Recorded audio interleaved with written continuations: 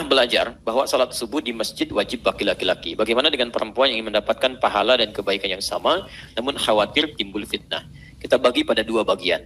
Anda tahu dari mana kalau hukum salat subuh di masjid bagi laki-laki wajib? Artinya kalau ada, wajib itu artinya begini, wajib itu artinya bila dikerjakan berpahala, tapi bila tak mampu mengerjakan, dosa. Itu wajib. Beda dengan sunnah. Oh, beda dengan sunnah. Sunnah dikerjakan berpahala. Tak mampu mengerjakan karena alasan tertentu, tidak berkonsekuensi apa-apa. Tapi ingat ya, awas hati-hati, jangan bermain-main dengan kalimat-kalimat hukum. Karena tidak semua kalimat bisa dilekatkan pada hukum. Awas hati-hati. Sekarang marak ada kajian-kajian, misalnya kajian sunnah, ustadz sunnah. Terus yang lainnya ustadz apa? Ustadz wajib, ustadz makruh. Ya kan? Gak bisa, kita nggak bisa melekatkan hukum pada satu hukum yang tidak boleh digunakan pada yang tidak serupa. Sama dengan syariah misalnya. Ada bank syariah, jilbab syariah, koperasi syariah. Tapi tidak semua kalimat bisa menggunakan syariah. Habis tarawih ini, saya mau main pingpong syariah. Apa itu? Kalau saya gunakan bismillah. Bismillah. Cemes masuk, alhamdulillah. Kena cemes, astagfirullah. Pingpong syariah. Tidak. Pingpong ya pingpong, tapi yang lain bisa digunakan. Jelas ya? Nah, kalau sudah paham hukumnya tentang ini, jadi nanti kalimat seperti ini, dalam hukum itu nanti ada 3 turunan. Ada di hadis, ada di fiqih, ada di usul fiqih. Kalau kita bicara tentang hukum di sini, ini kaitan dengan fikih, dengan usul fikih, dengan dalil dari hadis. Tapi kita lihat, yang dimaksudkan sholat di masjid, itu tidak sampai pada hukum wajib. Tapi paling tinggi sunnah muakkadah, sangat ditekankan. Memang nanti dari mazhab Hanafi, ada yang mewajibkan untuk ke masjid, khususnya bagi tetangga masjid, yang memang tidak ada alasan, kecuali bisa sholat di masjid. Tidak ada alasan. Maka yang seperti ini, oleh mazhab Hanafi, dihukumi wajib dia ke masjid. Itu pun untuk saddud dzari'ah, menutup celah-celah untuk kemungkinan menghindarinya. Ya? Nah, jadi dalam konteks ini, bagaimana kita dapati, kita lihat bagaimana anjuran-anjuran banyak sekali diarahkan untuk menunaikan sholat di masjid dengan berjamaah. Kita ambil isyarat Al-Quran dulu. Hampir semua ayat-ayat Quran yang berbicara tentang sholat, pada umumnya selalu diungkapkan dengan bentuk-bentuk peserta atau orang yang menunaikan sholat dalam bentuk jamak, banyak. Saya beri contoh cepat ya, kalau Anda ingin melihat apakah ini banyak atau tidak, khususnya kepada orang, lihat ujung kalimatnya. Kalau ada un atau in, ini menunjuk pada banyak orang. Muslim 1 orang, banyak orang. Muslimun atau muslimin. Mukmin 1 orang, banyak orang. Mukminun atau mukminin. Mukhlis 1 orang, banyak orang. Mukhlisun atau mukminin. Yuqim 1 orang, banyak orang. Yuqimun. Yuqimin nggak ada, nggak usah ngarang. Ya. Nah, itu kata kerja untuk menunjuk pada orang yang menunaikannya. Yuqimun. Kalimat salat pertama ketika disebutkan di Quran surah kedua Al-Baqarah ayat 3. Alladzina yu'minuna bil ghaib wa yuqimunas shalah. Menunjuk pada banyak. Ini menunjukkan ketika diminta menunaikan salat, Quran isyaratkan salatnya bersama orang banyak. Bahkan ketika diperintahkan, kalau ada kata perintah, tinggal nunnya buang, ganti dengan alif. Akim 1 orang, akimu, itu banyak orang. Unnya buang, kata perintah. Quran surah kedua ayat 43 yang tadi. Wa aqimus shalah, tunaikan salat dengan banyak orang. Lagi-lagi ini, bentuknya jamaah. Jelas? Baik, hadisnya kita ambil. Yang 1 jilid saja. Ini hadis Muslim sudah, misal kita ambil Riyadhus Shalihin, syarah dari Imam An-Nawawi. Jilid yang pertama, bab yang pertama, babul ikhlas wa ihdharun niyah. Ya. Hadis nomor 10. Posisi paling kiri, sebelah bawah, riwayat Abu Hurairah radhiyallahu taala anhu.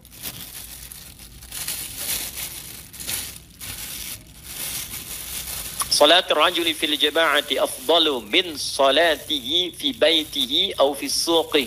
Salat seseorang ditunaikan dengan berjamaah di masjid itu lebih mulia dibandingkan salat yang ia tunaikan baik di pusat niaganya. Suq itu tidak harus diartikan pasar. Karena dalam bahasa kekinian suq jamannya aswaq itu bisa diartikan dengan pusat niaga. Ya, bisa market, bisa bahkan pusat bisnis dan sebagainya. Ya, orang menyebut rijalul a'mal atau rijalul aswaq. Ya, dan seterusnya. Jadi kalau Anda, ini kantor Anda, ini masjid. Anda bisa ke masjid, tapi Anda pilih di kantor. Atau ini rumah Anda, ini masjid. Bisa ke masjid, tapi Anda pilih di kantor. Disebutkan oleh Nabi, orang yang baru mau ke masjid saja, baru mau ke masjid, ini sudah mengalahkan pahala orang yang sholat di tempat dia tinggal, baik itu di kantor ataupun di rumahnya. baik itu ditunaikan berjamaah atau sendirian. Jadi kalau ada orang memilih sholat di tempat niaganya atau di rumahnya, dengan orang yang baru mau ke masjid, baru pengen ke masjid, baru berniat ke masjid, itu keinginannya ke masjid sudah mengalahkan pahala sholat orang ini. Nilainya bid'an wa 20 darajah, lebih daripada 23 derajat. Lebih daripada 23 derajat. Bid'an itu antara 3 sampai ke 10. Jadi kalau tadi wa 20 berarti 20 tambah 3 sampai 10. Peluangnya sampai 30 derajat. Anda jangan ukur dengan ukuran kita 1, 2, 3, 4 sampai 23, 30, tidak. Tapi masjidnya saja, masjidnya kata Nabi 25 derajat di hadis Muslim. Jarak 1 ke 2 500 tahun, 2 ke 3 500 tahun, 3 ke 4 500 tahun. Demikian seterusnya. Maka sangat rugi kalau ada masjid di sini, rumah Anda di sini, Anda masih punya alasan untuk tidak sholat ke masjid. Ini baru mau berangkat. Kemudian kalau dia berangkat, dzalika anna ahaduhum idza tawadda'a fa ahsana al-wudhu. Yang demikian ditambah lagi pahalanya kalau orang ini bisa menyempurnakan wudu sebelum berangkat ke masjid. Di sunnahnya kalau mau ke masjid, wudunya bukan di masjid. Walaupun tidak dilarang wudu di masjid, boleh. Tapi kalau Anda wudu dari tempat Anda berangkat, di rumah atau di kantor, kemudian ke masjid, Anda dapat pahala tambahan. Apa itu? Wa khatta bi kulli khatwatin yurfa'u biha darajat. Setiap langkah yang dimulai mengangkat kedudukannya insya Allah, berikan pahala lagi. Kemudian langkah selanjutnya yumhabiya sayyi'at, menggugurkan dosa-dosa kecil yang dibawa. Masya Allah, berangkat, naik derajat, berangkat, kemudian dosa digugurkan. Ya, Masya Allah. Belum selesai, begitu masuk masjid, fa'idha atal masjid, ya, kalau sudah sampai di masjidnya, masuk ke masjid, kutiba alaihi makana fis shalah, dituliskan pahala sholat langsung. Padahal belum sholat. Berapa derajat? Berjamaah 27 derajat. Sholatul jamaati afdalu min sholatil fardhi bi 27 derajat. Masjidnya 25 derajat. Mau berangkat 23 derajat lebih. Setiap langkahnya ngangkat derajat. Kemudian langkah selanjutnya mengampuni dosa. Begitu masuk dituliskan pahala sholat. Sampai Anda keluar dari masjid. Dzalika ma lam yuhdits aw yu'dzi. Sepanjang wudu Anda tidak sengaja dibatalkan. Ya, sengaja dibatalkan maksudnya aw yu'dzi. Atau Anda berbuat sesuatu yang merusak. Merusak bisa ganggu orang atau Anda sendiri menjadikan pahala Anda hilang. Seperti riya misalnya. Riya, ya. Anda sudah masuk ke situ, Masya Allah Anda ingin diketahui oleh orang. Ceklik, lumayan sedang di masjid lebih daripada 100 derajat. Nah ini hilang seketika. Habis. Itu ada di Quran surah kedua Al-Baqarah ayat 264. Hati-hati. Ya ayyuhalladzina amanu, hai orang-orang telah menyatakan dirinya beriman kepada Allah, la tubtilu sadaqatikum bil manni wal adha. Jangan kamu batalkan. Batal itu gugur habis. Kebaikan yang telah kamu tenun, amal soleh yang telah kamu kerjakan dengan mengerjakan perbuatan yang merusak wal adha dan mengganggu. Habis. Seperti apa contohnya? Kalladzi yunfiqu malahu ria'an nas, seperti orang riya, infak yang riya. Riya itu membuat celaka amal. Bukan cuma berdosa, gugur amalnya sekaligus. Salat riya ada. Fawailul lil musallin, celaka orang salat. Alladzina hum an salatihim sahun, yang lalai dalam salatnya. Apa bentuk lalainya? Alladzina hum yura'un. Salat yang riya ada. Haji umrah riya ada, itu yang paling capek itu. Awas hati-hati, salat itu ibadah fisik, infak ibadah harta. Tapi kalau haji, ibadah fisik dan harta, Anda riya, habis semuanya. Bahkan ada yang belum berangkat sudah kehilangan pahalanya. Gak salah Anda ngundang orang, gak ada masalah, Anda minta doa dan sebagainya. Tapi kadang-kadang hati-hati, setan itu genius. Begitu Anda kumpulkan, Masya Allah, warga komplek datang dan sebagainya, sampaikan, bagus awalnya, tapi setan bisa masuk. Bapak Ibu sekalian mohon, kami akan berangkat sebentar lagi, mohon didoakan. Tidak mudah bagi kami untuk menempuh perjalanan haji ini. Mohon dimaafkan kalau kami banyak salahnya. Ini haji yang pertama kami akan tunaikan, Bapak Ibu sekalian. Dan mungkin juga ya, di komplek ini kami yang pertama kali akan naik haji ya. Pak RT belum haji, Pak RW belum. Ya di sana kami doakan, mudah-mudahan yang lainnya juga cepat menunaikan haji. Itu habis pahalanya. Ya. Baik, coba lihat. Begitu banyak tentang pahala sholat berjamaah di masjid. Ya, karena itulah saking banyaknya pahalanya, Nabi sampai menyampaikan terkait khusus dengan sholat subuh. Khusus. Bahkan nanti Isya salah satunya, bahkan nanti Asar ditekankannya. Berdasarkan keterangan di Quran surah kedua Al-Baqarah ayat 238, posisi paling kanan sebelah atas. Di akhir kita simpulkan hukumnya. Hafizu 'alas salawati was salatil wusta wa qumu lillahi qanitin. Jagalah waktu-waktu salat, tunaikan tepat pada waktunya dengan baik. Menggunakan ujungnya dengan orang banyak, gitu kan? Was salatil wusta, terkhusus salat pertengahan. Salat pertengahan ditafsirkan dua, yaitu subuh dengan Asar. Karena terjadi pergantian malaikat di situ yang menyampaikan tentang keadaan hamba Allah Subhanahu wa taala. Baik, karena itulah kemudian Nabi sangat menekankan para sahabat untuk ke masjid. Ini poinnya. Lihat betul ya, nanti dari sini baru saya bikin konstruksi berdasarkan pernyataan ulama bagaimana kesimpulan hukumnya. Saking ditekankannya ke masjid, khususnya sholat subuh, Masya Allah, seorang sahabat senior namanya Abdullah bin Abi Umi Maktum. Orangnya tidak mampu melihat. Maaf ya, berir atau bahasa sopannya besir, tidak bisa melihat, buta. Kemudian tidak punya penuntun. Tapi Masya Allah, beliau selalu menjaga jamaah di masjid. Zuhur ke asar datang, kemudian i'tikaf bahkan maghrib ke isya bisa i'tikaf, tapi subuh punya persoalan karena jarak rumah cukup jauh ke masjid, tidak punya penuntun, dan keadaan masjid jangan dibayangkan seperti surau sekarang, belum ada karpetnya, tiangnya cuma pelepah kurma, atapnya kemudian daun-daun kurma. Tiba-tiba minta kepada Nabi, ngajukan proposal untuk diberikan keringanan. Lihat kalimatnya, ya Rasulullah ya rukhsah, ya Rasulullah boleh nggak saya punya keringanan, saya nggak bisa ke masjid subuh. Alasannya jelas, mata nggak bisa lihat, keadaan sulit, nggak ada penuntun. Apa kata Nabi? Lihat, Nabi tidak mengiyakan. Dan tidak juga kemudian ketika melarang. Tapi Nabi bertanya balik, lihat kalimatnya, atas ma'ul adhan, apakah Anda masih bisa mendengar adhan? Kata beliau, bala, ya saya dengar. Nah, ini menunjukkan isyarat sampai sini, ini ada isyarat yang pertama, hendaknya orang-orang yang adhan itu, khususnya dalam adhan subuh, punya suara yang kuat, yang bisa memotivasi orang untuk bangun. Bayangkan Bilal azan kedengaran sampai rumahnya Abdullah bin Abi Umi Maktum. Padahal cukup jauh jaraknya. Zaman dulu nggak ada speaker, suaranya kencang. Gak usah banyak lagunya, tapi kencangnya luar biasa.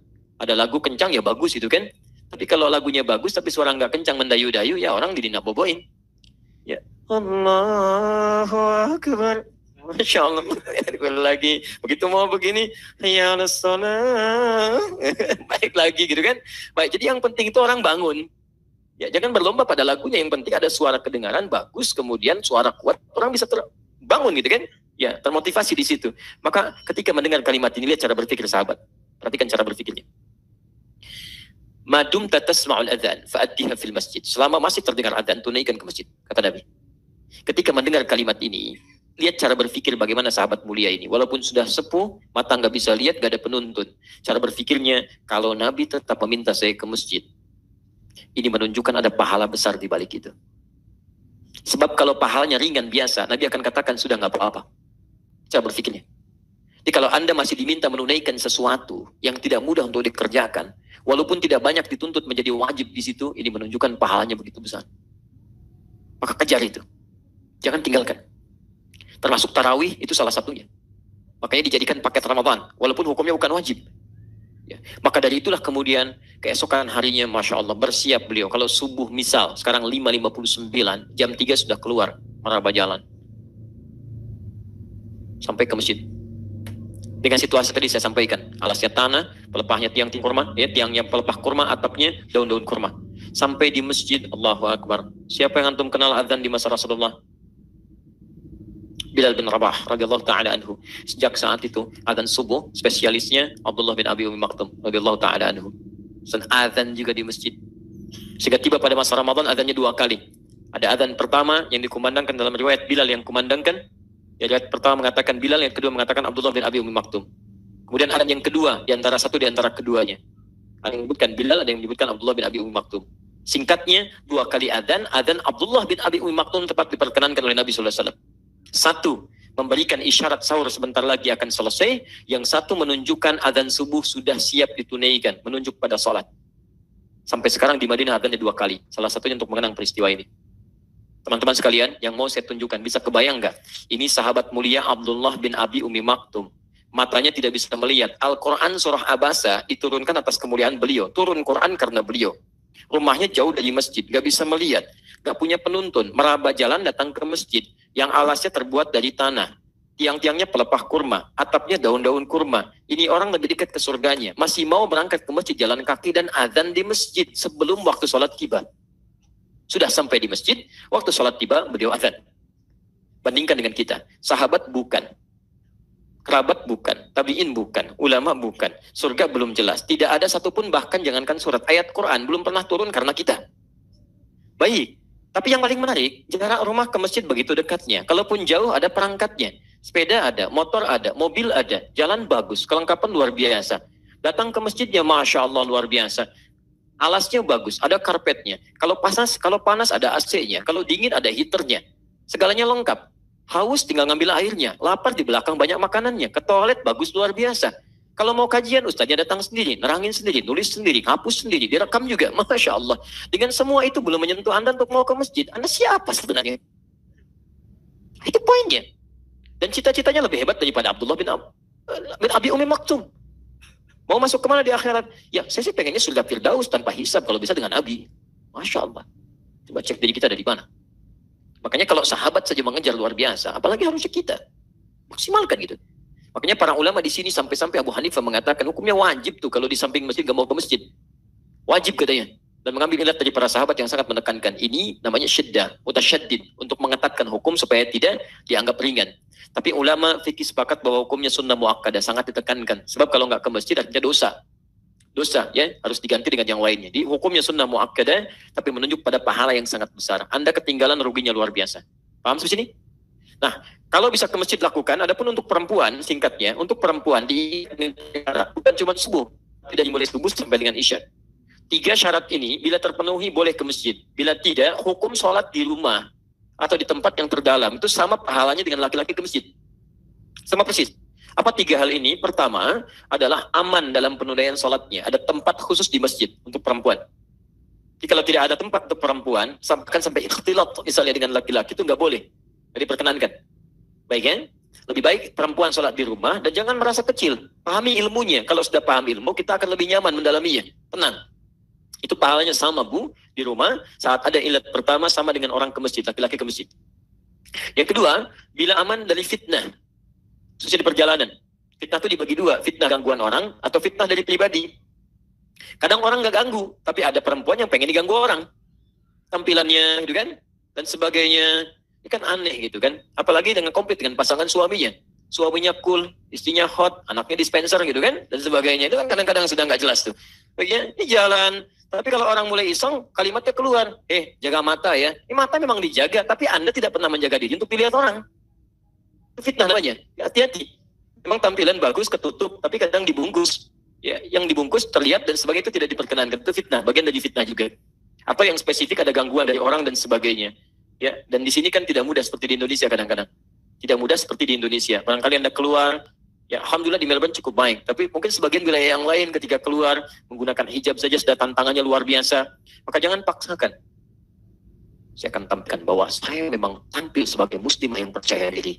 Belajar ilmu dulu. Jangan berlebihan, begitu celaka baru begini. Tidak. Pelan-pelan sosialisasikan, berikan kenyamanan, akhlak yang baik, baru mereka mengerti. Untuk itu, di rumah setara. Yang ketiga, ada kewajiban yang melekat pada perempuan yang memang lebih penting sifatnya. Seperti merawat anak, menyusui anak, yang ada sebagainya. Yang tidak mungkin untuk dibawa ke masjid. Itu poinnya. Maka melekat dengan itu, tunaikan di rumah. Kalau 3 ini gugur, 3-3-nya, aman di jalan, apalagi berangkat dengan suami, safnya ada, bahkan anak bisa dibawa, ada space-nya, ada tempatnya, ada kid corner dan sebagainya, kan? Ada kid zone dan seterusnya. Bahkan sebagian tempat di Indonesia sudah kreatif tuh, dibikin saf untuk anak-anak. Ya, ada sebagian pendampingannya. Kalau lagi taklim dibikin untuk mainan anak-anak, ada yang menggambar, ada yang macam-macam dan sebagainya. Di anak-anak dengan dunianya, dia kenal masjid, orang tuanya yang mendapatkan manfaat yang lebih. Wallahu ta'ala alam bisawab.